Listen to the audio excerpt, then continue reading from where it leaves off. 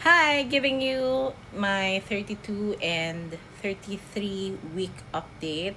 So 32 weeks, for the first time in this pregnancy, nag-cramps yung legs ko.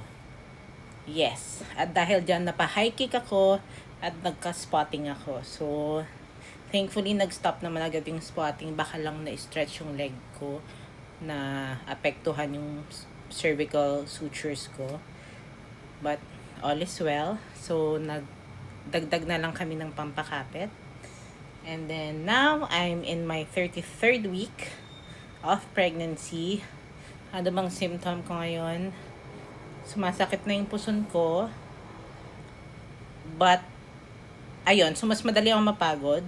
Pag napagod na ako, sumasakit yung puson ko. So, I have to lie down and rest. Tapos nawawala lang din naman siya eventually. So feeling ko my baby's just my belly has dropped actually. So medyo mababa na yung chan ko. Mababa na siya at ang laki na niya. At nakita ko na rin yung mukha ko ay medyo namamaga na siya. Ganito yung mukha ko nung malapit na akong manganak. So, my prayer is to reach full term.